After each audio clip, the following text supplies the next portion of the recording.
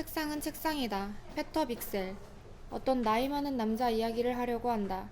더 이상 한마디도 말을 하지 않고 미소를 짓기에도 화를 내기에도 너무 지친 듯한 얼굴을 하고 있는 남자 이야기다. 그 남자는 어느 작은 도시의 거리 맨 끝 아니면 사거리 근처에 산다. 그를 묘사하는 건 별로 소용없는 일이다. 다른 사람들과 특별히 다른 점이 거의 없기 때문이다. 그는 잿빛 모자를 쓰고 잿빛 바지에 잿빛 재킷을 입고 다니는데 겨울이면 긴 잿빛 외투를 걸친다. 목은 가늘고 그의 목의 피부는 바짝 마른 데다 쭈글쭈글해서 흰 셔츠의 목둘레가 너무 헐렁해 보인다. 건물 꼭대기층에 그의 방이 있다. 아마 예전에는 결혼을 해서 자식들도 있었을지도 모르고 예전에는 다른 도시에 살았을지도 모른다. 그도 언젠가는 어린아이였을 것이 분명하지만 그때는 아이들도 어른처럼 옷을 입던 시대였다. 할머니의 사진첩을 보면 그런 모습들을 볼 수 있다. 그 남자의 방에는 의자가 둘, 책상이 하나, 양탄자, 침대, 옷장 하나가 있다. 작은 책상 위에는 자명종 시계가 놓여 있고 그 곁에는 오래된 신문들과 사진첩이 있다. 벽에는 거울 하나와 사진 한 장이 걸려 있다. 이 나이 많은 남자는 아침에 한 번, 오후에 한 번 산책을 하고 이웃과 몇 마디 이야기를 주고받고 저녁이면 자기 책상 앞에 앉아 있었다. 그건 언제나 똑같았고 일요일에도 마찬가지였다. 남자가 책상 앞에 앉아 있으면 째깍거리는 시계 소리가 들렸다. 언제나 그랬다. 그러다가 어느 날 한 번은 특별한 날이 찾아왔다. 햇빛이 비치고 너무 덥지도 춥지도 않은 날이었다. 새들이 지저귀고 사람들은 상냥하고 아이들이 놀고 있는 그런 날 말이다. 다른 날과 달랐던 점은 갑자기 이 모든 것이 남자의 마음에 들었다는 사실이다. 그는 미소를 지었다. 이제 모든 것이 달라질 거야. 그는 그렇게 생각했다. 그는 셔츠 맨 윗단추를 풀고 모자를 벗어든 뒤 걸음을 재촉했고 춤추듯 무릎까지 까딱까딱 흔들며 즐거워했다.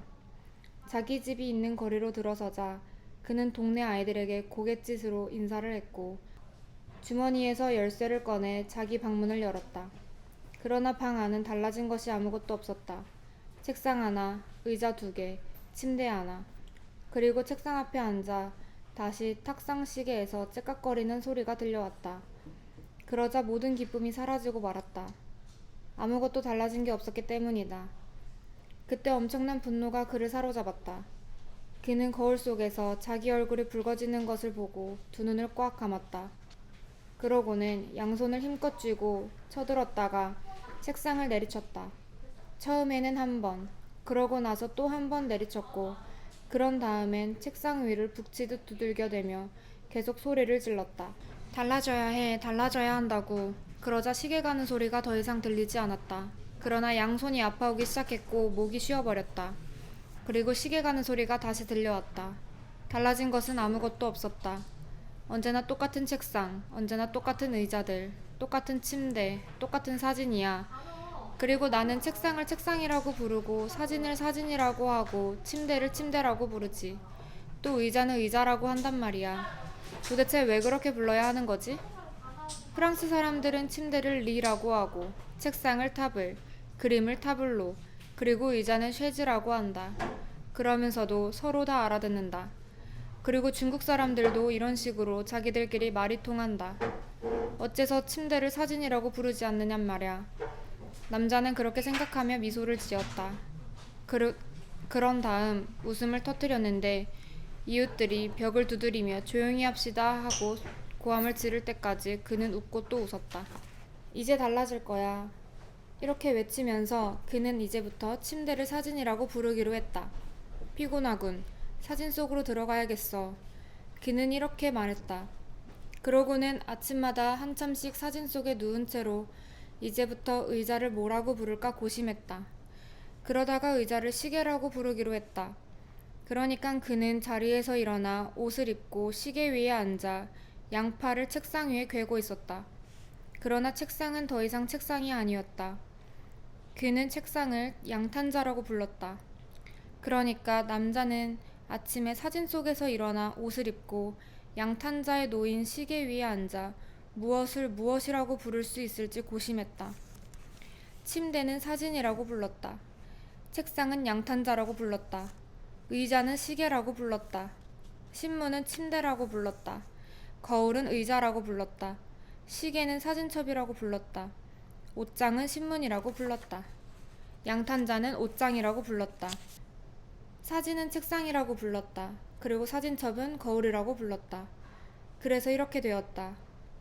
아침에 이 나이 많은 남자는 오랫동안 사진 속에 누워 있었다. 9시에 사진첩이 울리자 남자는 일어나서 발이 시리지 않도록 옷장 위에 올라섰다. 그는 자기 옷들을 신문에서 꺼내 입고 벽에 걸린 의자를 들여다보고 양탄자 앞 시계 위에 앉아 자기 어머니의 책상이 나올 때까지 거울을 뒤적였다. 남자는 이 일에 재미가 들어 온종일 연습해서 새 단어들을 암기했다. 이제 모든 것의 이름이 달라졌다. 그 자신도 이제는 남자가 아니라 발이 되었다. 그러고 발은 아침이 되고 아침은 남자가 되었다. 이제 여러분은 이 이야기를 나름대로 계속 써나갈 수 있다. 여러분도 이 남자가 한 것처럼 다른 단어들을 바꿔볼 수 있는 것이다. 울린다는 세워놓는다로 바꾼다. 시리다는 본다로 바꾼다. 놓여있다는 울린다고 한다. 서있다는 시리다로 바꾼다. 세워놓는다는 뒤적인다고 한다. 그러면 이렇게 말을 할 수 있다. 이 남자에게서 이 늙은 발은 한참이나 사진 속에서 울리고 있었다. 9시에 사진첩이 세워놓았다. 발은 시려 올라왔고 옷장이 아침을 바라보지 않도록 발은 자신을 옷장 위에 펼쳐놓았다.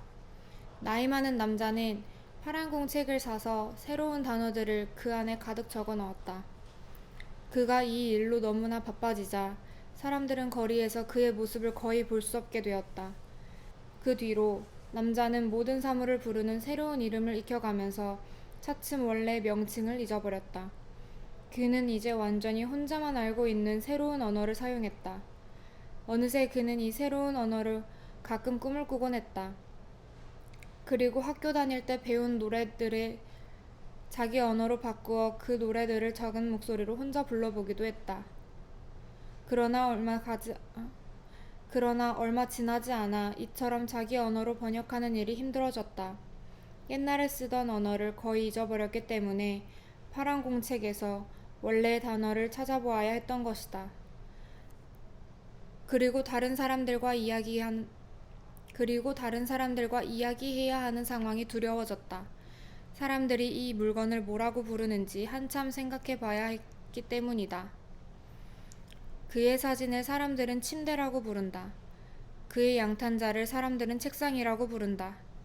그의 시계를 사람들은 의자라고 부른다. 그의 침대는 사람들은 신문이라고 부른다. 그의 의자를 사람들은 거울이라고 부른다. 그의 사진첩을 사람들은 시계라고 부른다. 그의 신문을 사람들은 옷장이라고 부른다. 그의 옷장을 사람들은 양탄자라고 부른다. 그의 책상을 사람들은 사진이라고 부른다. 그의 얼굴을 사람들은 사진첩이라고 부른다. 그래서 남자는 다른 사람의 이야기를 듣고 있으면 도저히 웃음을 참을 수가 없을 정도로 되고 말았다. 그래서 남자는 다른 사람들의 이야기를 듣고 있으면 도저히 웃음을 참을 수 없을 정도가 되고 말았다.